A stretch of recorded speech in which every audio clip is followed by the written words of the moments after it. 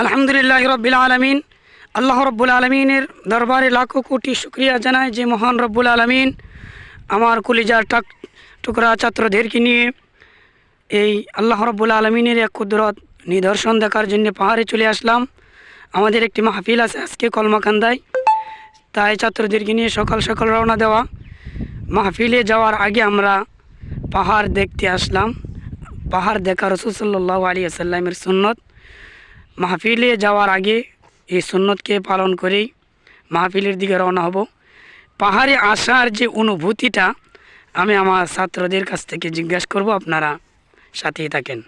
এর আগে সুন্দর একটি ভিউ দেখাচ্ছি, খুব সুন্দর, আলহামদুলিল্লাহ, খুব সুন্দর এবং দেখার মতো মনোমুগ্ধকর একটি জায়গা। ছাত্ররা, সিয়াম, পাহাড়ে আসার অনুভূতিটা কেমন লাগছে বলো? খুব ভালো লাগতেছে আমাদের। ওমর ফারুক? আলহামদুলিল্লাহ, আল্লাহ অনেক ভালো দিয়েছে। সকলেই বলো আলহামদুলিল্লাহ, আমরা খুব খুশি। আলহামদুলিল্লাহ, অনেক ভালো লাগতেছে, তাই না?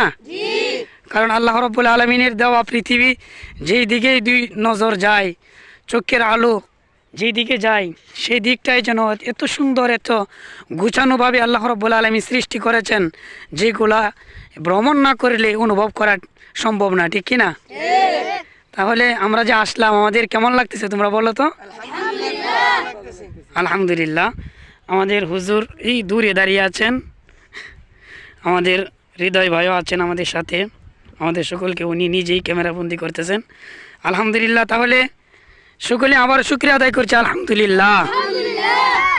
তোমরা সকলে সালাম দাও। ওয়ালাইকুম সালাম রহমতুল্লাহি ওয়া বারাকাতুহু। আজকে এখান থেকে বিদায় নিচ্ছি।